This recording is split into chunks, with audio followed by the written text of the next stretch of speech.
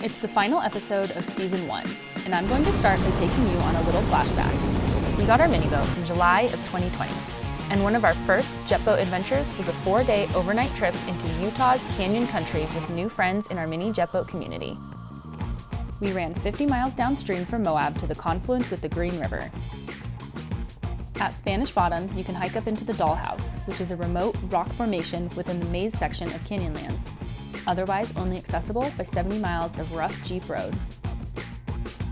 There are several hikes along the sides of the canyon that will take you up for a view of the river down below.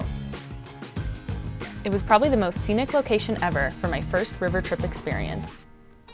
We turned this into an annual trip by going again in May of this year, but did a point-to-point version where we started in Green River, Utah, shuttled the rigs and boat trailers to Moab, and ran the Green River downstream to the confluence and back up the Colorado River to Moab. 170 miles over 4 days. We had dropped fuel off at a boat launch halfway through so that we could refuel.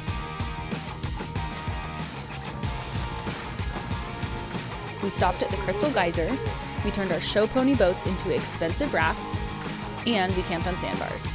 The boys had the ridiculous but delicious idea of smoking a brisket on a sandbar 50 miles from civilization, powered off of the Battleborn battery and Victron inverter that we have in our boat. But we made the mistake of weighing the boats down so heavily with everything we brought for the weekend that we were all having trouble getting on step. We had to use each other's wake to push us from behind just to help us get on step. We aren't just wake surfing for fun here. We physically couldn't get the boat to get on step with how heavy it was. We were carrying water, food, camping gear, safety gear, extra fuel, plus we both had a third passenger. Blake's brother joined for the trip. Do you remember me telling you in an earlier episode about the inducer impeller we installed in Idaho? Well, this was before that install, and it would have solved everything.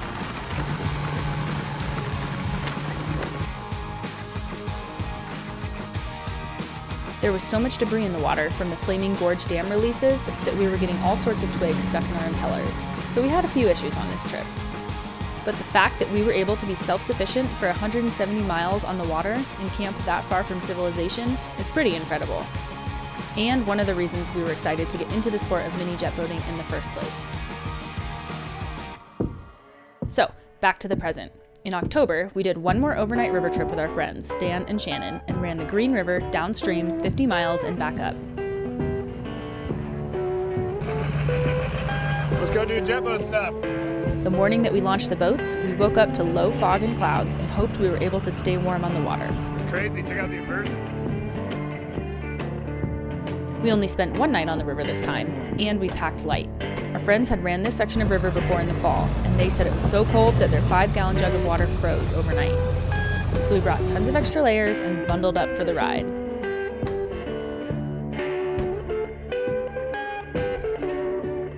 Luckily, the fog cleared by the time we launched. The water is crazy shallow when the ramp is completely exposed and there's no more concrete. And the water would be much more shallow than last time.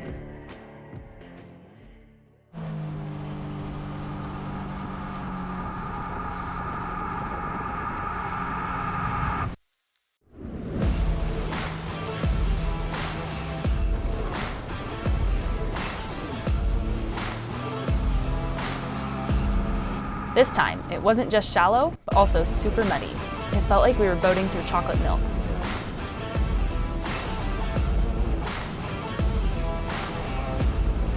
The worst part about boating in this temperature was the spray on our faces. The best part was getting to use the seat heaters that Blake installed to stay warm.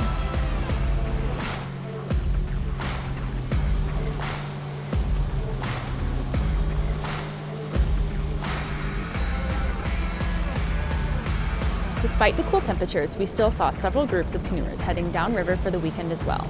We were off to a much better start than our previous trip.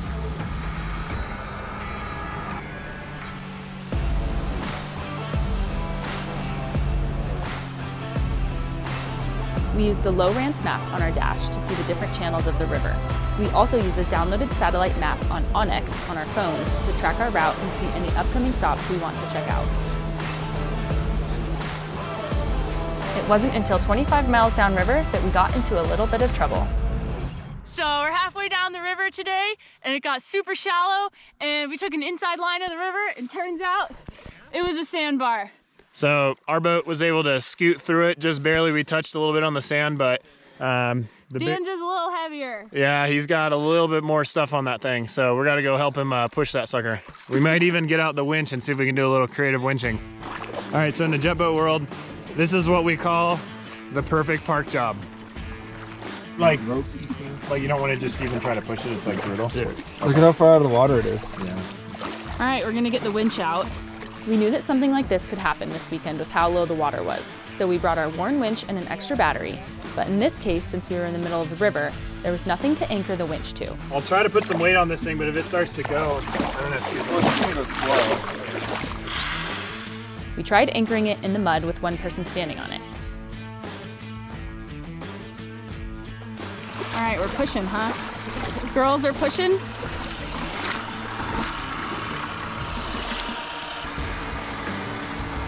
Watch your toes, okay? Well, that didn't work.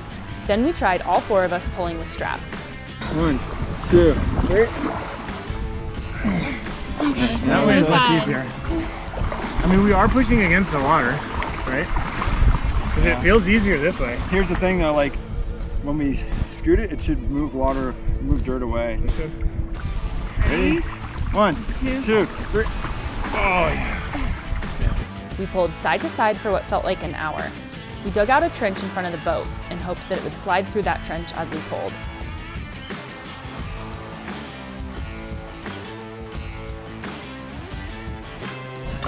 What are we doing right now, Rachel? Well, we're pulling the boat. We're pulling the boat Because out. human power is better than winch power, apparently. Human power is better than winch power when you don't have an appropriate anchor. And by appropriate, I mean there's uncharted territory here. We have no idea what we're doing. 2 more stakes. We do. Get those sand stakes. You want them? Yeah. For what, anchoring? We've made about this much progress from that stick to the front of the boat while pulling with our bodies, but now we're going to try a new strategy, which is we're making an array for more anchors with the ropes and all of our sand stakes, and then we're going to try the winch again.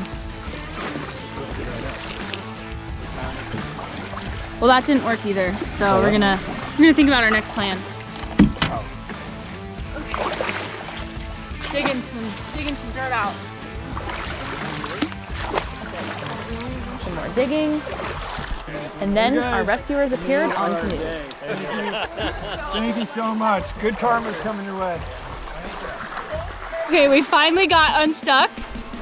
All right, we just got this thing off the sandbar. It's probably 50 yards of pushing. We spent an hour and a half or so ourselves and just wasn't making much progress. A couple guys stopped off from Breakwater Canoes guiding service, and they were super helpful, gave us a hand, and we were able to yank the boat. A ton of progress in like 10 minutes, 5 minutes. So we're back on the water and we're gonna keep on going downriver. And that's why you never pass up an opportunity to help someone in a tough spot, because you never know when you're going to need some help in return. So thank goodness we weren't stuck much longer, because we still needed to find a camp spot. From here on out, we stuck to the outside line along the canyon wall where the water would be deepest, which we should have been doing anyway. We'd let our guard down and cut a corner. And the problem was that our friends were already transmitting over the radio about our next stop, so they couldn't hear me when I tried to tell them to go around the sandbar. And then I pointed at the sandbar instead of pointing away from it, so they followed us. So remember, point positive, not negative. We made it through, but they are heavier than us, so got stuck right away. Lesson learned, but at least it had warmed up significantly, and the scenery really just can't be beat. And hey, getting stuck is part of jet boating.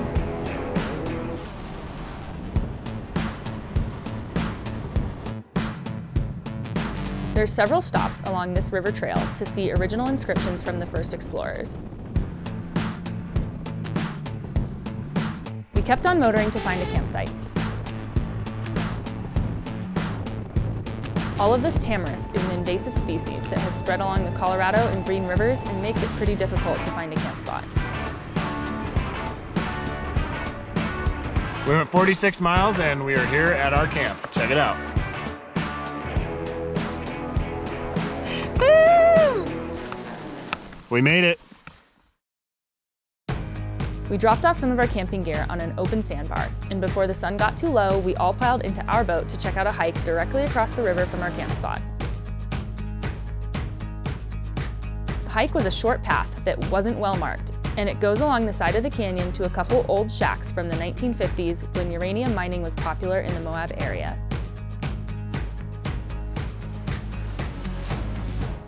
We were supposed to be able to hike up an old mining road to see some of the mining equipment and one of the mining tunnels, but the GPS track appeared to be taking us straight up the side of the canyon. The good news is this a loop. We don't have to come back through this. No way. How? How could it possibly be a loop? I don't know. But it shows it as being a loop. The trail was not making any sense. Oh, now we get to see a cool view of the river. Oh, look, I can't.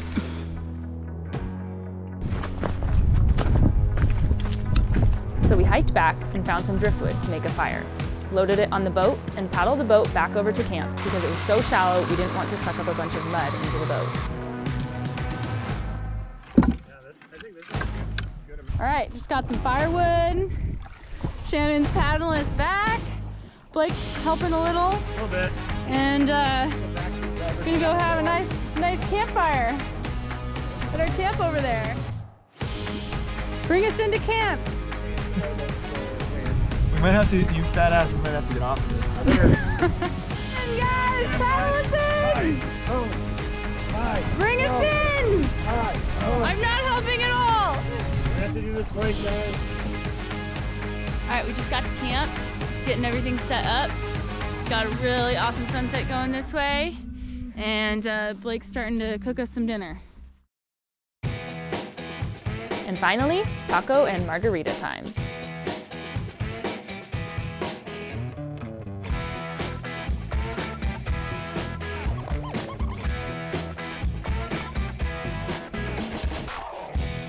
I'll tell ya, this is probably one of the best places I've ever seen stars. The water level dropped overnight, so we had to do another round of pushing to get the boats back in the water. Oh boy. Maybe twist? Yeah. Okay. All right, we'll do it on at 3. We're gonna say, Dan wanted me to beach it hard. Ready? 1, 2, 3. Dan wanted me to beach it harder. Beach it harder, yeah. Real man would have put it in the sand. Yeah, I wanted to sit on it next to the fire. Real muddy, huh, guys? A little bit. Real muddy. Boating, they said. Little mud, a lot of stuff. Go jet boating, they said. This mud is really gnarly. It's impossible to get off your feet. Before being able to head back upriver, we had to get the boats into some deeper water. All right, the river level dropped a little bit, so we're in like 6 inches of water, maybe 8 inches at time. We're doing a little pushing. Part of jet boating. We paddled downriver through the small channel where we camped until we got to deeper water and could get back on step.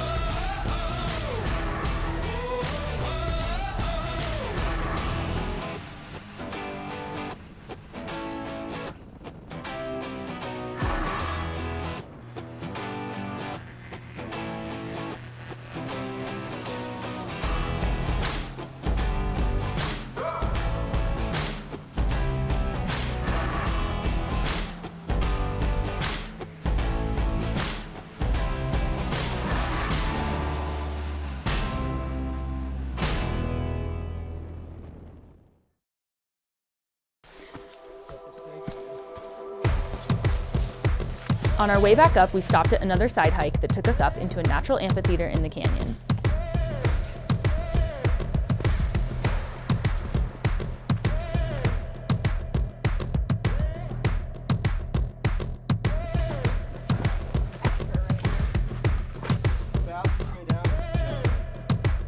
All right, we're heading back down to the boats.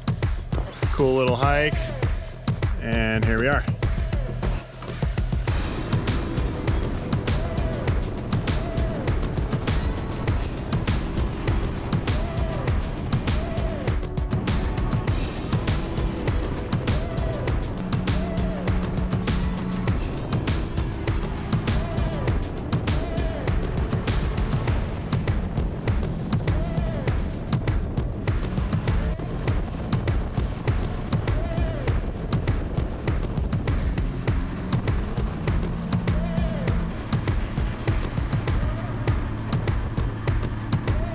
A couple hours of motoring later, we were back. Well, we didn't freeze and we successfully made it back upriver.